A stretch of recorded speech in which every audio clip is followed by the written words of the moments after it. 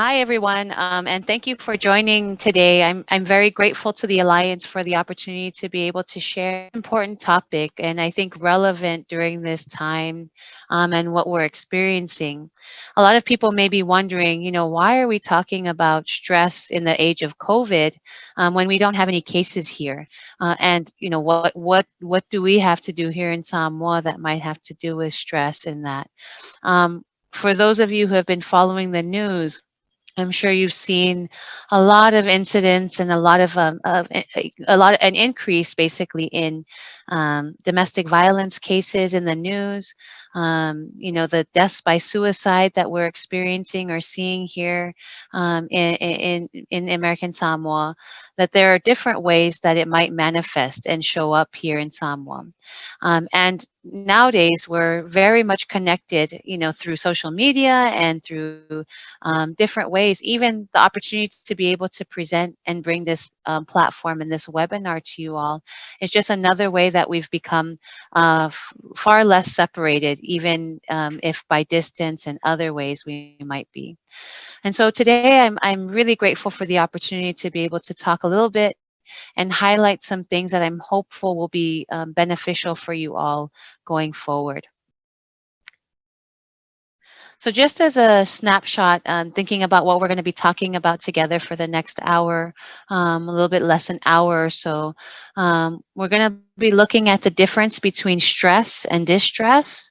I'm going to talk about crisis and what that might look like, some signs of distress to look out for, some of the stressors that might be contributing to distress that we experience, and then the three channels of emotion and resources. And so, if we have some time at the end, I'm hoping that we'll be able to try and practice some of it. If not, I encourage you to try and practice some of these things beyond this webinar. I always give the caveat that even though we're talking about this and we have an hour is not sufficient to really make those changes. Everything that we do here, it starts here. It starts with these conversations. And I know that the Alliance does a great job of hosting different webinars, but it's really up to you, the participants, and those who are willing to listen and gather this information, hopefully make it your own and really take it and utilize it every day. Because 1 hour and one discussion, I like to think that I enjoy presenting, and that I like to think that I'm okay at presenting, and at the same time, it's not going to be effective if you don't do and take this information and really live it. And so I hope and encourage you all to continue to reach out to the Alliance, to reach out to me, or others in your supports if you have additional questions that come up. So I wanted to talk a little bit about stress. I wonder if any of you, just thinking about stress in your everyday lives, imagine stress to be beneficial.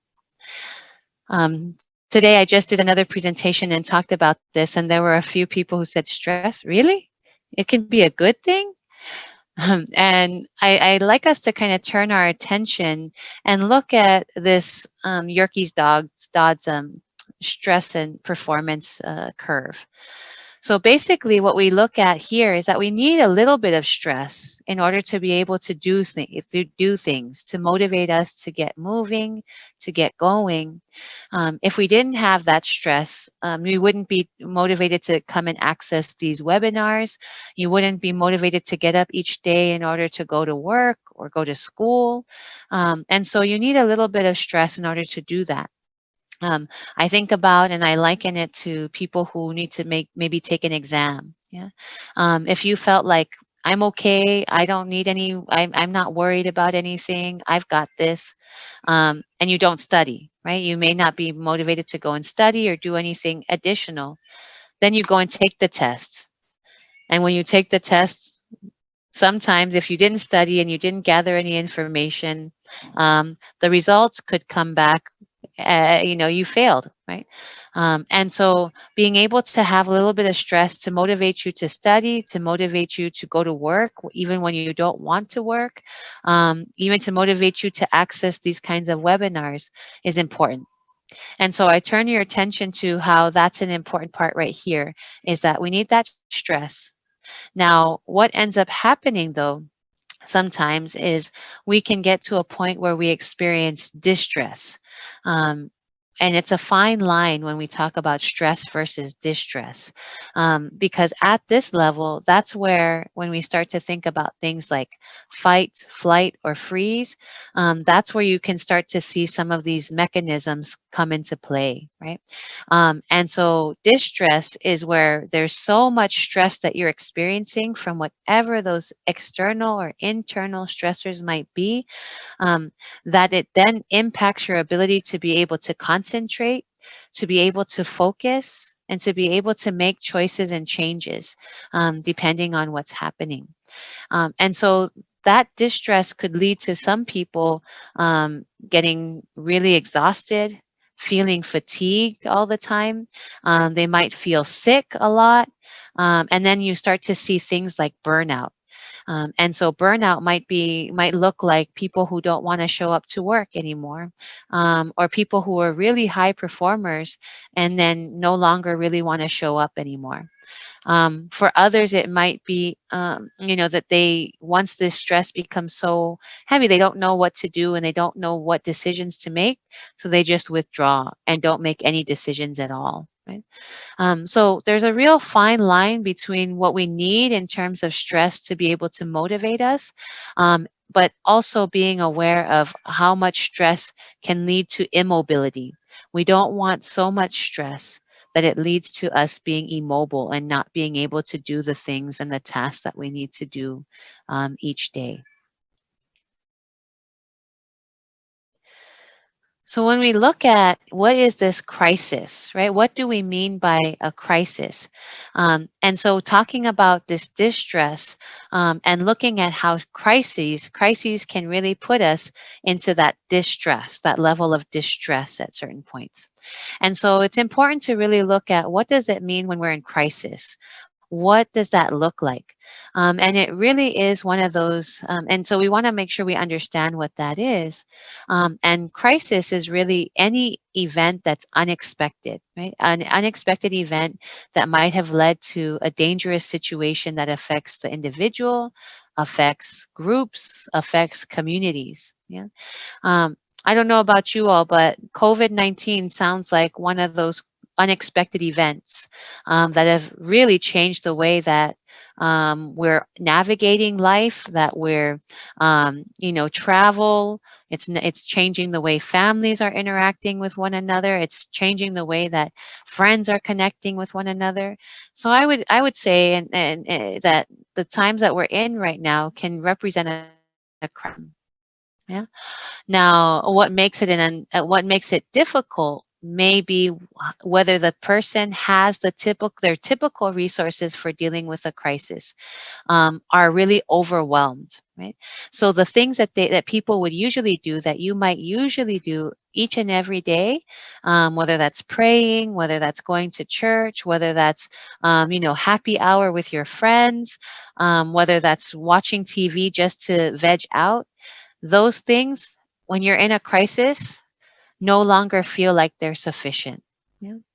And so you have those resources and you have those tools, but when you're in that crisis, when you're in a crisis situation, in a crisis mode, it really does overwhelm a lot of those things that you normally do. So, that's when you start to see more drinking, right? That's when you start to see things like we'll talk about with isolation and all of these other stressors all these other symptoms that could come up.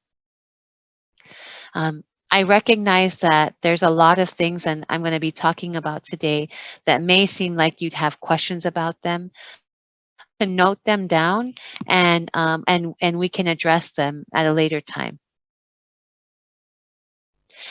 So we wanted to look. A lot of times now, you're hearing about things prior to COVID, pre-COVID versus post-COVID, basically. And so when we look at stress, right, just stressors in general, which are those daily things that come up in our lives, things that could impact our level of stress or our perception of stress, include things like finances, right? So this is prior to COVID. These are things that generally every day we can experience. And so these are common factors when I talk to some of my veterans who I work with our group, they kind of tend to bring up, right? So finances, and I would say that a majority of people might have similar kinds of experiences too. So when we're looking at finances, right? So finances are always kind of something that we see as difficulties, right?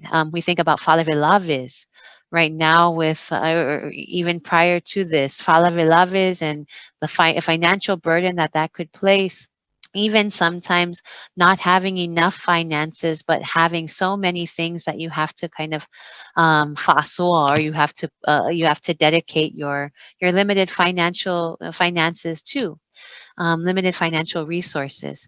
So finances can tend to be a big thing, a big stressor for people. Yeah? Not having enough, but having a lot of bills or other things coming towards us. We look at family stressors, things like deaths in the family, grief and loss, right?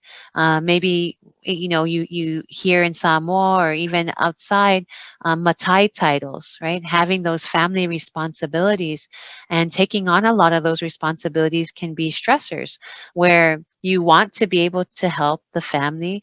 And at the same time, there's a lot of demands that can be placed upon you if you're the sa'o of the family, if you're the head matai, the chief of your family, who's expected to really make sure that everything's running smoothly, especially when it comes to things like falave or making decisions for the entire family, for the larger family. So those are some of those factors that we might see that are that can be unique to those within the Samoan culture. Yeah. Relationship stressors just in general. We saw it, that even though there's an increase in terms of what we're seeing with domestic violence cases, even prior to COVID-19, there were still relationship stressors that we experienced daily. Those might be miscommunication, those might be infidelity, right? In your relationships, those might be your relationships with your kids, just trying to get them to listen, right? Getting them to go to school, waking them up in the morning. I'm wondering if any of you kind of experience these, right? So relationship stressors don't just relate to romantic relationships. We're talking about interpersonal connections to others. Yeah. So kids, as much as you love your kids, that could also be another stressor too, having to make sure, especially if you have multiple kids and varying ages, that you'd have to kind of monitor. Yeah. Or if you're dating someone right now and there may be some concerns or arguments that come up around just normal everyday relationship stressors that we might experience. Then there may be community stressors. Prior to COVID-19, even though we're seeing an increase in deaths by suicide right now, or at least reported, and attempts, the deaths by suicide are not a new thing, especially here in Samoa or in the Samoan Islands. And so those can represent community stress, right? A stressor for our community. And so because when we look at things like that, when someone has died by suicide, it doesn't just impact that individual, it impacts at least that circle of six, right? At least six other individuals. Now, think about in close knit communities where you're not just going to work and going home, you may be, in the communities playing golf together or playing different sports, village games. You may be going to church together, that there are different situations in which that one individual doesn't just represent one individual. So again, can lead to different community stressors there. You think about lands and titles. We have a lands and titles court in Samoa specifically to deal with a lot of the issues that are going on with lands and land disputes, right? Maybe there's at one point we had shipping containers that weren't coming in very regularly. And so the limited supplies, food supplies, impacted not just one person or one family, but the community as a whole, right? So this was even something that happened prior to COVID-19.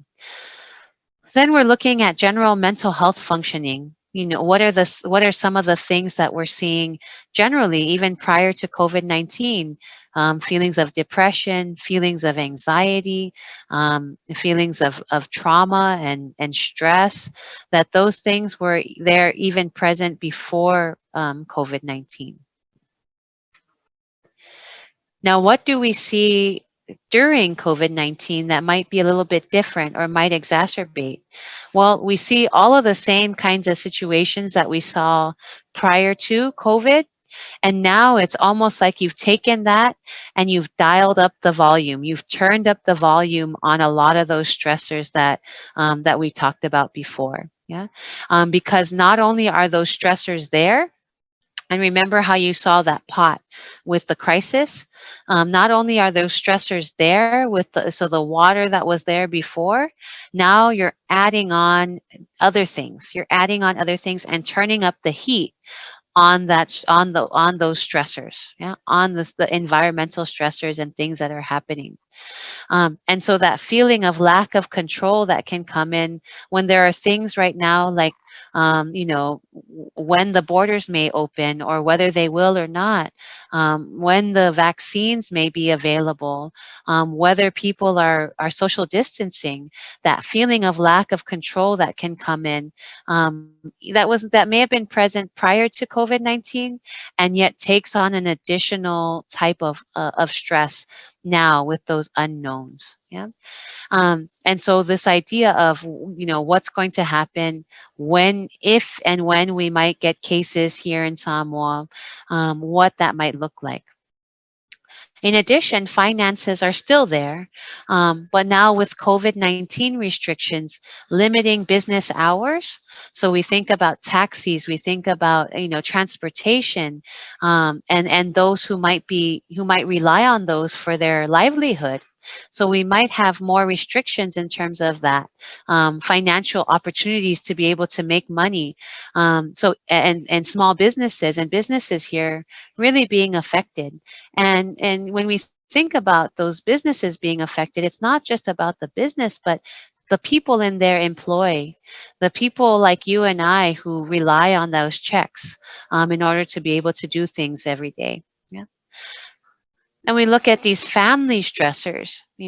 Right now, not only do we have Falave'alaves with the deaths, and we're trying to mourn the deaths, but thinking about some of the incidents of not being able to say goodbye to your family members, or the worries about what might be happening to our family and friends who are off island.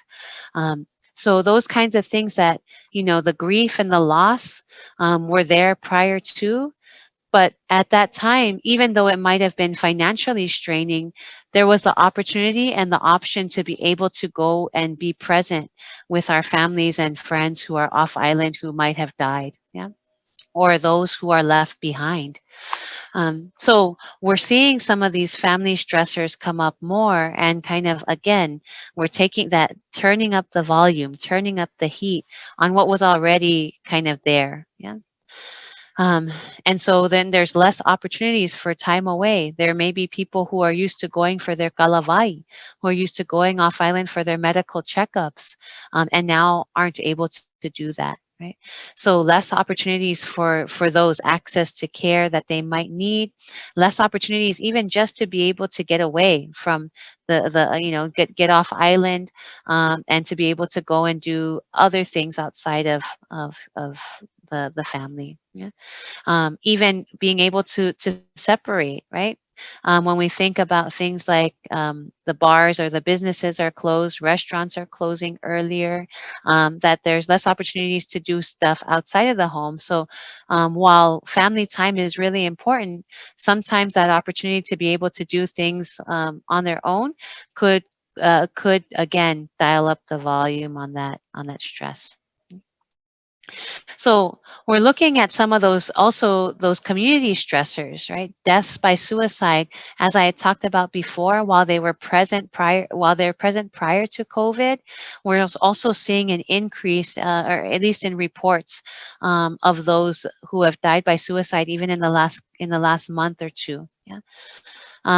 Those restrictions again, that can impact our general financial status, the impact on where people are going in the evenings and where they're spending their time now, could be impacted.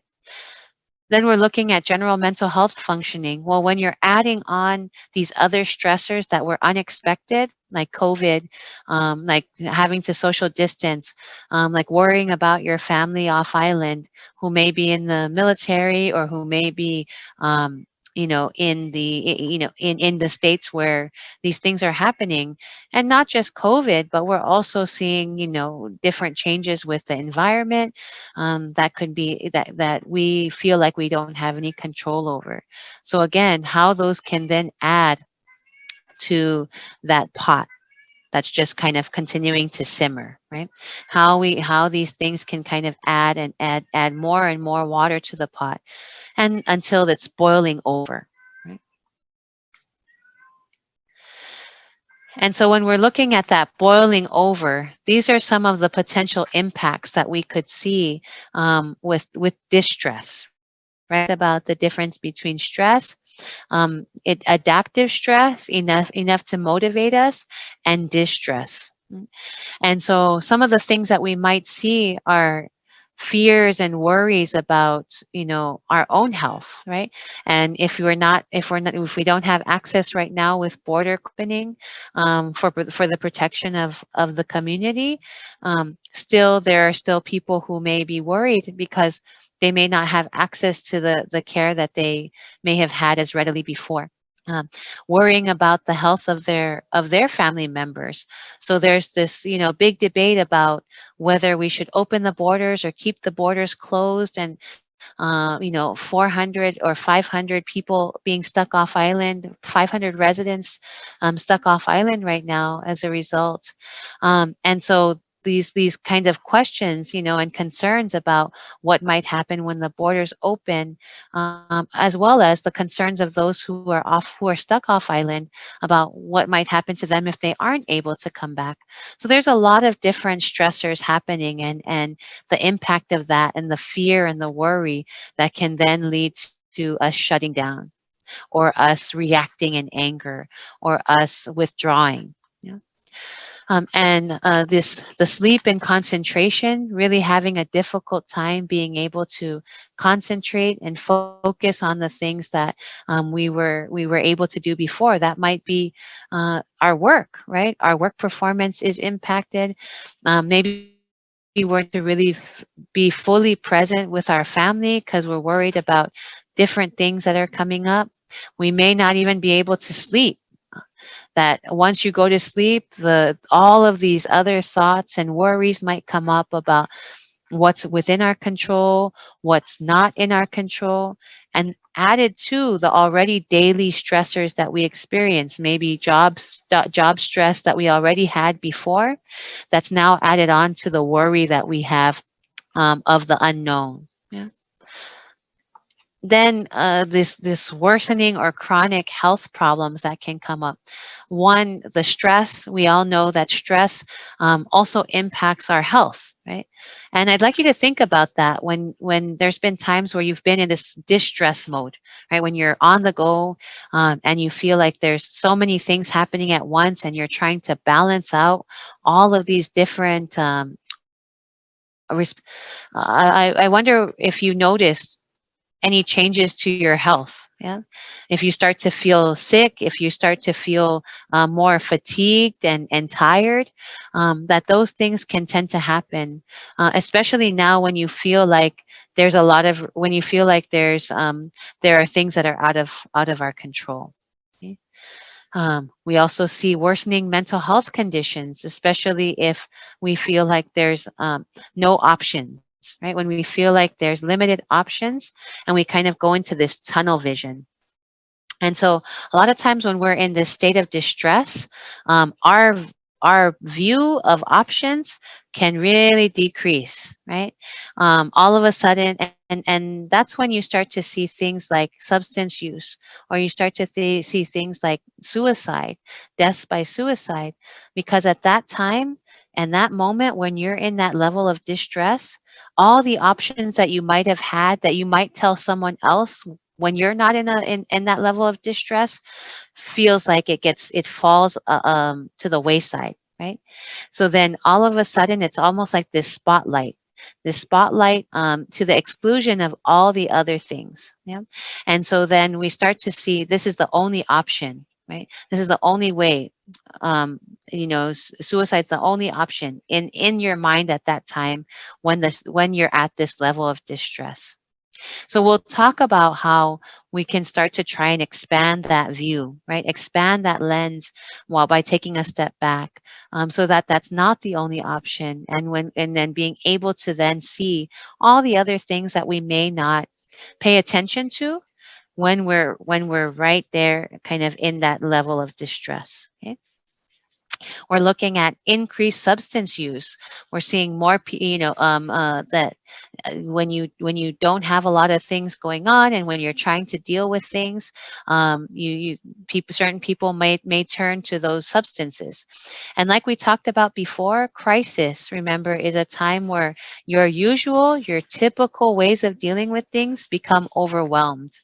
And so if your typical way of dealing with things has been to drink or to use or to smoke or to use drugs, and these crises come up, some people will tend to try and increase it, right? They'll try to drink more, and it's not like they're consciously doing that, but they'll end up drinking more or using more in hopes that will be the thing that solves the problem. And again, those things, people use them because they work temporarily, but I want to emphasize temporarily. Yeah. And so when we're looking at understanding what's going on with substance use, these temporary fixes over time then start to deteriorate and start to impact other areas of our lives, whether that's our health, whether that's our relationships with our families, whether that's thoughts of suicide, whether those kinds our well-being in general. Yeah. Then you start to see these agitation and just constantly being tense, right? And it's a tense time, and rightfully so. There's a lot of people, because we're not just dealing with COVID, we're dealing with natural disasters that are happening. We're dealing with the unknowns about border closures. We're dealing with a lot of different things this year. Yeah. So when we're looking at some of those signs, like we had talked about, just to emphasize that illness, maybe looking at how do I know for myself that others, either my loved ones or myself, I myself am in distress. Yeah. Maybe we're experiencing more mood changes, right? One day we're just sitting there, and then all of a sudden we start crying and we don't know why. Yeah.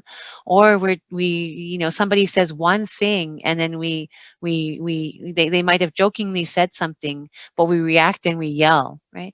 When typically we may not be like that. Or we're starting to feel more down. Just you can go from angry to sadness, to happiness, and kind of the dramatic shifts. Yeah, abrupt shifts. um, the appetite, that's another thing, like we had talked about with sleep. Appetite, where you may be eating more, like when we talk about stress eating. And typically it's not the types of foods that are going to be good for you. They're typically those junk foods that people might eat, or no appetite at all, where people start to they don't feel like eating at all, and they have to physically force themselves to eat. This loss of interest, right? Where the things that they used to do, the things that you used to enjoy, you're no longer doing anymore. Maybe you used to like going out and gardening, and now you don't even look at your garden anymore. Maybe you used to like going out with your friends and playing golf or sports, and now you're not doing that anymore, right? So all of those things that you feel like, those things that you really loved, and then all of a sudden you're not doing them anymore, might be a good sign and indicator that there's something going on. And then that withdrawing again, where you may have been one person who enjoyed going and spending time with your friends and with family, and now rarely want to go outside of even your room. Yeah. And I put this asterisk as these kinds of things, we can experience them at different times in our lives. But this is really, we want to pay attention when it starts to affect our activities of daily living. And what I mean by activities of daily living are really those things that you do every day. Being able to get up and shower, your basic hygiene, being able to go and pay bills, going to work, taking care of the family, taking care of yourself and your hygiene. All of those things, when you're in this level of distress, gets really impacted and is noticeable over time. Okay? And we're looking, and then even these thoughts, suicidal thoughts or self-injurious behaviors. Now, it's not to say that everybody who's in distress will have these or exhibit thoughts of suicide, or want to hurt themselves, but it's just another key indicator for us if those thoughts are coming up. And just because people have thoughts does not mean they're going to follow through with them. And that's where I think we have so much of a opportunity through these webinars, through the connection to one another, in order to be able to do something a little bit different. So as we had talked about, sometimes there's been an increase in domestic violence cases that we've been hearing about in the news.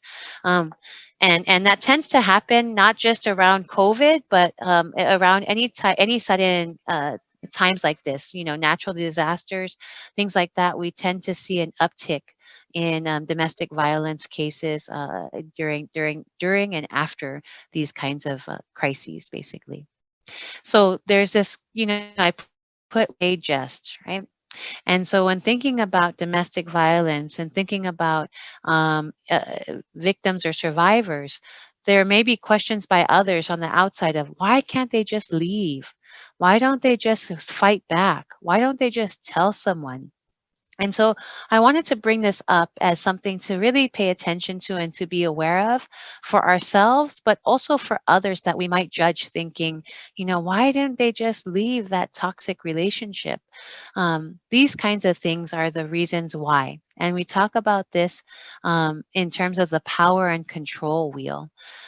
So when we look at this, see on the outside, there's physical violence, sexual violence that is outside of this wheel.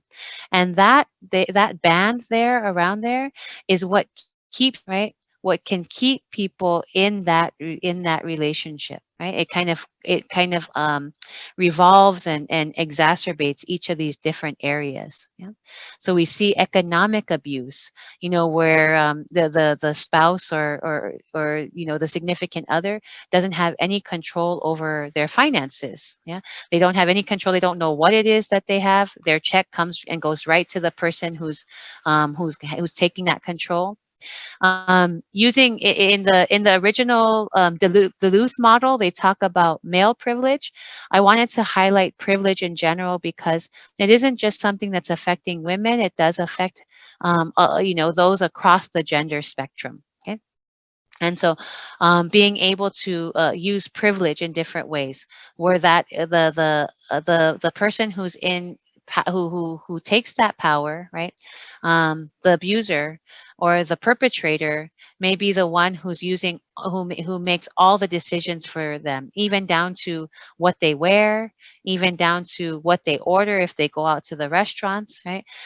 Treating people like servants. So imagine during this time where we're in the midst of COVID, and how that could get the volume could get turned up when you don't have many other opportunities to go outside of the home, when everything is kind of centralized now, even more so in the home.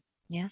And children, we think about right now, when COVID hit in March, the children kids were at home more. And so using kids and using their kids as kind of um, a pawn, I guess, if there's, for lack of a better word, right? Making somebody feel guilty that, if they were to leave, or if they were to do something, that who would watch the kids, who would take care of the kids, that you don't care about the kids, right? And so, and then using isolation. So I'm only going to highlight a few of these, given time, but that we could use isolation to really try, and what ends up happening is that the victim or the survivor ends up being the one who they don't talk, they aren't able to talk to their friends and family anymore. The person who's abusing, or does the abusing, um, or perpetrator, ends up being the one who cuts them off from everybody in their family, right? May cut them off from others, doesn't allow them to go to family or friend events. Yeah. And so over time, you feel more and more isolated, feeling as though, yeah, no, my family won't take me back. I cut them off. I haven't talked to them. They say they must think I'm horrible, right? So all of these things that can really get dialed up during this time. But I really want us to remember and keep in mind that when we ask about why don't they just, these are some of the factors that come into play that can really affect why they don't just get up and leave, or why they don't just pick up their kids and move on. Yeah. And, especially during this time with the economic abuse, if you feel like you don't have any resources, any financial resources, and you feel isolated, and then on top of that, with COVID-19, you aren't making as much money for some, so the stressors just get bigger and bigger at times. So we want to look at the three channels of emotion. Yeah. And really, how do we understand those three channels of emotion? Because this cycle here, it's something that takes some time, right? But the more, and I'm hopeful that the more that we understand, and we're equipped with different things, we're equipped with different signs to look out for with our family and friends, or even in ourselves, the more then we're able to do something a little different. And so, this next step that we're going to talk about is, what can we do when we start to recognize those signs in ourselves or in our family members? And so, emotions, a lot of times we talk about anger, right? It's easy to talk about anger and stress and frustration. We can talk about those so easily, and yet there are a lot of other emotions that really are underlying that anger. Yeah. So I don't know if anybody's heard of anger being a secondary emotion, but that's what we want to talk about here, is that anger can really be the one that we see a lot and most often, but then it may be more sadness, it may be more grief, it may be more hurt. But a lot of times, what we are reinforced, meaning what are the things that are recognized, are when we get angry and then blow up. Yeah. And so, again, just like the substances, just like the alcohol and the drug use, um, we do it because it works, right? In the moment, it works, because when you blow up, what usually happens? Well, you usually start to see people, responding, right? They're responding. Oh, I'm sorry. Okay, I'll get this. I'll get this together, right? Or people start to, walk on eggshells and try to make sure that things are done so that you don't get angry or upset. Yeah. So in the short term, it works, which is why sometimes we tend to use it more and more, because some people, they would rather be bad or angry, mad than sad, right? Because we aren't given necessarily the tools or the language a lot of times, not just in Samoa, but in general, to be able to talk about and recognize emotions. Yeah. So when we understand and take care of those three channels, then we're better able to then expand that lens like we talked about before, so that we kind of move from that level of distress and slowly tick back to that stress, to the area where we need to be in order to make those decisions that we need for ourselves. And so when I look at this, we look at this as kind of, and you see there are arrows that are going between these three areas. So we want to look at emotions being channeled through three primary areas: through our thoughts, through our body, and through our behaviors. And I'd like to just give an example when we talk about, just the stress in general, right? So some thoughts that we might have, that you might have and might identify with here, especially during this time, is it's never going to change. I can't trust anybody. Or who do they think they are to do that to me? So I like to call them, I like we refer to them as automatic negative thoughts, or these ants that can crawl up, right? That can crawl up and really impact our emotions, right? Because if you think about it, the more that we have the more that we talk to ourselves about these kinds of things, the more you start to feel that tension, right? And you look at the body channel, which is at the top. The more we start to feel that tension, the more we start to feel our body just reacting in response. And we're not even doing anything, right? We're not moving necessarily, but just the power of those thoughts and the power of those ants that can come up and really impact the way that we then respond, in terms of our body. And so, and we use that a lot when we think about anger, but that can be the same for sadness. Yeah. When you start to feel like, oh, nobody understands me, what do you think happens to your body? And think about, what those things are within your body, or within your own experiences, right? Maybe you start to feel butterflies when you feel anxious, like I need to make sure that I get this right. I need to make sure so that they don't beat me today, right? So when you feel like it's not nothing I do is right, think about then how that could affect your body. Yeah. So it might be, you're getting tense all over.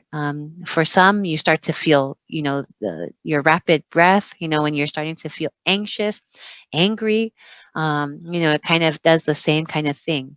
And so, our brains don't differentiate between whether you're angry or whether you're stressed or whether you're sad, right? Our brains don't do that. All it's responding to are the chemicals. Yeah. So a lot of times when you see that these bodily responses can be the same, whether you're angry, whether you're sad, or whether you're stressed, it makes sense because the types of chemicals that are released, right? That cortisol that's released, stress hormones that are released, all they're doing is triggering a certain response that naturally happens in the body. Right? And so when you start to feel tense and you feel you're feeling your heart rate beat, then all of a sudden certain behaviors could happen. We might shut down, right? We might freeze. We might withdraw if we're feeling like, oh no, I can't handle this. Nothing's ever going to change. I can't handle this. Or we might yell and scream and we didn't realize what we were doing, right? So these things are just examples. There are lots and lots of examples that we can pull from when we talk about how these are interconnected. And so then when we shut down, or when we withdraw, or when we yell and scream, we then start to have certain thoughts again, right? So imagine if you shut down, you're not around other people, all you're stuck with then are those thoughts, are those ants.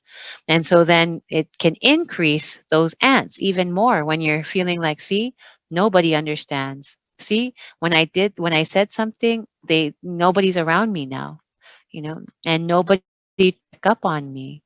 So imagine that cycle continuing to happen over and over again if we don't break it.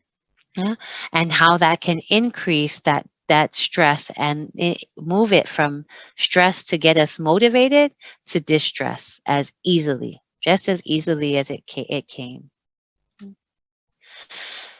So when we're looking at these three channels of emotion, so we went from red to now, what do we do with it, right? If we understand now the connection between our thoughts, those ants, our bodily reactions, our physical reactions, and then also the behaviors that we then do, the beauty of it is that we weren't born with these types of thoughts. Yeah.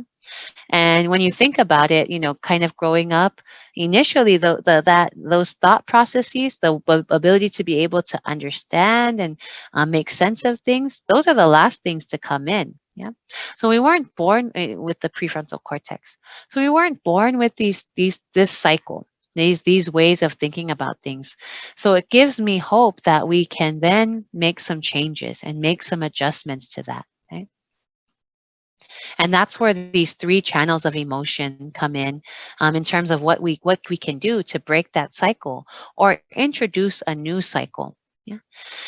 And so when we're looking at these are some options of things that I'll go into a little bit more in just a bit, on what are some of those concrete tools that we can use when we start to feel ourselves creeping up towards that level of distress, or when we start to see those around us starting to creep up there. Yeah. So the thoughts, like those ants that come up, where it's never going to happen, it's always going to be like this. I'm not good enough, and nobody can be trusted. Yeah. These kinds of things where and if you think about that, what makes it hard for some of our victims or survivors of domestic or sexual violence to come forward. Yeah. Because they don't want to, if they feel like it's their fault, if they feel like I should have done something, I should have done more, right? Those should haves, could haves, would haves, all ants, right? That can then increase tension even more. Um, so when we look at these ants, we can either let them take over, or we can look at what is the evidence for it. And so sometimes I'll talk to the people that I work with, and encourage them to be their own lawyers. Yeah. What's the evidence that nobody can ever be right? Are there people in your life that you felt you could trust, even if it wasn't now? Yeah. Or nothing's ever going to change. What is that 100% true all the time, that that it's not going to change? What tells you that? Yeah. So really trying to be mindful about what is it 100% true, those automatic negative thoughts that come up. Yeah. So the more that we're asking ourselves those questions, the less automatic those thoughts become. So I've talked about putting pants on the ants, those positive anti-negative thoughts, right? But you can think about it in whatever way that you want to. And the more that we're taking and expanding that lens, again, the less likely we're to be in that fight, flight, or freeze distress mode. Okay? Looking at thought shifting, and I'll cover that in just a second. And then also positive self-talk, where we're starting to tell ourselves, yes, yes, the situation with COVID, we don't know what's going to happen, and I have some things within my control. Right? I've survived other things. I've survived much harder things than this, and I'm still alive. Right? I have survived whatever those things are that we tell ourselves, so that those ants don't just take over. Looking at our body, looking at those physical health needs, right? Being able to take care, because if we get sick really easily, especially during this time of COVID, what are some of the things that we need to do? Is it getting regular checkups? Is it going to the hospital when we feel that we need that? What are those things that we're doing to take care of our own physical needs? Is it exercise? If we felt like, with COVID, we stopped exercising and we were eating more, what are some things that we can do just to take care of our bodies in that moment? Is it meditation or prayer? There are lots of different apps out there, and I'll show you a list of them at the end of this, and I'll provide it over to the Alliance so that they have that as resources that you could tap into. But there are applications, there are different free apps that you can use, like Virtual Hope Box, that actually guide how to do imagery. It guides you through how to do deep diaphragmatic breathing. It guides you through how to do progressive muscle relaxation, which is really helpful for those who can feel disconnected from their bodies. Yeah, especially when they get really angry and can black out. And meditation can be, for a lot of our Samoans here, prayer is another form of meditation. And so it's that opportunity to be able to focus on something greater than ourselves, and investing that entire energy, our entire energy in that. And looking at even our physical environment, what are some things that we can adjust in our physical environment so that we do feel safe, we do feel healthy in that environment? Because sometimes we those the environment that we're in can also lead to us being can contribute to our sicknesses, yeah, and illnesses. Then I'll talk a little bit about and give you some tips on sleep. There's a lot of things out there on sleep, but I'll just give you a couple of things that I think might be helpful. Then looking at this other channel of our behavioral channel, in what ways are we taking? Do we need that time out? Right? If we feel, and I'll always ask people on a scale of 0 to 10 or 0 to 100, where is your stress level right now? And again, it's going back to that awareness, being aware of what's happening in our bodies rather than just going on autopilot. Yeah, rather than just reacting. And so sometimes if we're feeling like our stress level is at a 9 or a 10 or 8 or a 9, maybe that's where an indicator that we need to take a time out, take that time away. So say you're arguing with your significant other, or you're angry with your kids and you feel yourself at an 8 or 9 or a 10 already, an 8 or 9, that at that time we're saying, you know what, I'm going to remove myself right now, right? So you're telling them, I'm going to remove myself right now because otherwise something's going to happen. I'll come back, give me till tomorrow, or whatever that time is, right? That we're putting that out there for them so that they know. Looking at maybe other activities. Remember, we talked about how some of those signs of distress that happen is that we stop doing the things that we used to enjoy doing. And so, looking at all these different things, thinking about activities that maybe you used to do, or that your family or loved ones used to do that you're no longer doing anymore. And how can you consistently add that in? Yeah. And so all of these things that I'm giving you, I'm hoping that you're thinking about things that can be feasible. I would hate for you to say, okay, I'm going to go, my pleasant activity that I love doing is jumping on the plane to go to Hawaii. Right? One, how often can you do that, especially right now with COVID? Two, even without COVID, how many people could just jump on the plane, especially when we only have 2 flights a week? So you really want to make it something that you can incorporate into either daily or weekly, something that you can consistently do. Okay, so maybe that pleasant activity is just going to the OMV with your kids or your family, or maybe it's just having a date with your spouse or your significant other, or it's going with your friends to go and take a ride. Whatever those things are, as we're talking here, the goal is to really look at things that are going to work for you. And then looking at how do we get those supports, right? Seeking those supports. So looking at sleep right now, we want to make sure that the environment that we're in, there's different ways that people can think about it. Earlier on, I would advise people, that it has to be pitch black. We have to make sure that everything is off. But we're learning more and more about some of the changes and really having to adjust to what's reasonable and feasible for people. Yeah. And so when sleep is impacted, just considering what your environment could be like, if lights are on all night, or if there are noises that are beeping, maybe it's your TV that's on all night. Those things could keep our brains activated. Yeah, even when we don't know it, it could keep it activated. So just being aware of lights, and if maybe you might need a light in order to sleep, rather than turning on the big light, maybe it's looking at a night light or something that you can adjust to put to have there. Are you sleeping with your kids, or is your bed partner moifiki? Yeah. So yeah, my bed partner can be moifiki sometimes. So thinking about how those kinds of things, or are you a really light sleeper and your partner isn't? Are they snoring? Those kinds of things that we want to keep in mind. Adjusting the temperature in the room. So maybe if it's really hot in your room, maybe it's adding another fan. Putting a fan in, or you're turning down the temperature in your room.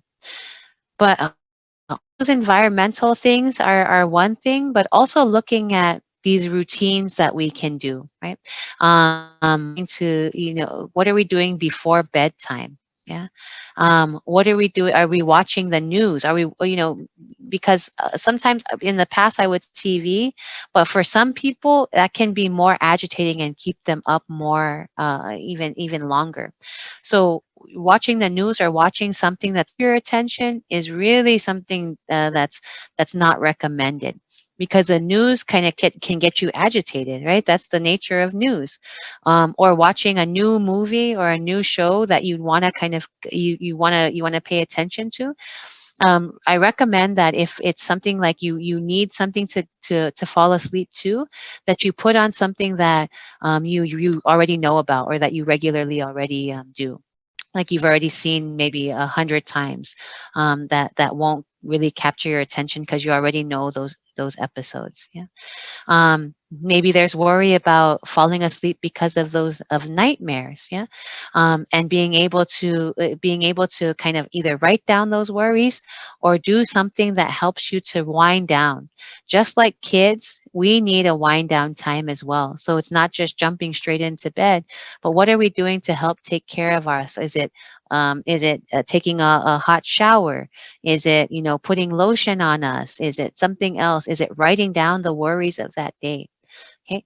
Also, being careful about waking up in the middle of the night and then going to use your phone, because again, the phone can keep our brains activated. Okay. I'm recognizing our time, and so I don't want to go too much more. So I'm just going to give a couple of examples going forward. With the thought channel, like we had talked about, maybe it's being able to shift those behaviors, being able to shift those thoughts in the moment, so that you can then regulate, so you're not at a 9 or a 8 or a 9, but helps you to come back down so your ants don't take over, right? So maybe that's focusing on something else in the room when you feel that stress level is going up. Focusing on something else, describing what it looks like, what it feels like in the room, what it smells like there. Yeah. Some of these positive self statements, like I talked about: one day at a time, progress not perfection, if I try, I can succeed. Maybe that's you writing it up in the mirror. Maybe that's you writing it where you normally would go frequently, right? In terms of the behavior channel, like we talked about, with that timeout, stopping, even do sometimes I'll even have people do that, literally time out. I need to take a step away, come back, and the idea is to not avoid it, because avoidance is another thing that can continue to exacerbate and increase that stress. But avoiding it for the moment and then coming back to it, right, to be able to address it so it doesn't build up. Okay? This safety plan is another thing that maybe for those who are involved in situations where they're a victim or a survivor of domestic violence, that they might need to create a plan for themselves if something happens again. Maybe where do the kids go? Understanding, who are they going to go to if they start to see their spouse get agitated again? What are the signs, right? Where can they go? Where do they have money stashed? Things like that. And so those are the kinds of things, when we're looking kind of overall, they're just a few resources that we have. And I wanted to share a couple of other resources too as we're wrapping up. So this is something that we'll send on. Some of you may have already had them, um, but I wanted to share some of these apps. Okay, these are all free apps, and it says it's for veterans, but it really is open to anybody. So they have things like the virtual hope box, where you can, like I talked about, being able to practice your breathing, the visuals, right? They have breathe to relax. So these other opportunities to be able to, they're just different ways of focusing and practicing our breathing. And a lot of times we don't recognize how important that is. Yeah. Oh, so I'm wondering, let's see if I should share. Okay, okay. So let me share this with you so you all can see it. Okay. So you should be able to see it now. Mona, let me know if you can't. Um, so these apps that are coming up, breathe to relax. They're all just different ways. Anger and irritability management skills. They give you concrete ways that you can manage your stress or your anger in the moment. PTSD coach, for those who are experiencing post-traumatic stress disorder, being able to give you handy tools to recognize your triggers and then other ways to deal with it. Okay. Okay, so let me just see. I'm getting the comment that it's not working. So let me just try.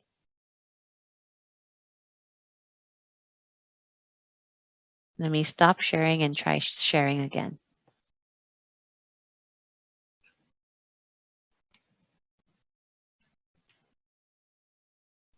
Okay.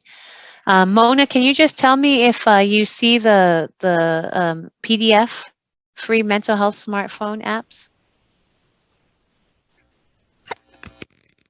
Yes, we can see the Okay, perfect. apps, but Thank you. Okay. it's in it's showing your whole screen instead of just the. So you know that little button that will enlarge in just the PowerPoint or the. Uh-huh. Okay, let me see. Um, okay, I guess this is okay. Yeah, Okay, sorry. sorry. I'll try to. I'll send this on so that the alliance will have access. You'll have access to it as well, because there's a lot here, so it's not going to be something that you'll be able to take in all at once. But I just did want to give you just an idea of all the things that are available, all the resources that are free that are available by apps. If you don't feel like you can access them anywhere, if you don't feel like you can access other resources or don't feel comfortable going anywhere locally, even though we have some awesome advocates like our alliance and others. So these are some of the different apps. There's one for helping you to quit tobacco, cigarette use. So moving forms of dealing with some of the trauma and how you move forward. There's so many different things. So I like about the or and there's other things on in terms of classes that you can take that are free too. Even the mindfulness based stress reduction. So there are so many different things out there, resources. If you don't feel comfortable going locally, know that they have these available. Okay. So I know that I've gone probably over my time, but I did want to thank you all for the opportunity to be able to share with you some of the tips that I'm hoping will be helpful going forward. I know there's a lot, and I know that there's probably going to be some questions, and there may be some things that were missed. Please feel free to continue to connect to the Alliance, connect to me as well if you have any questions or concerns.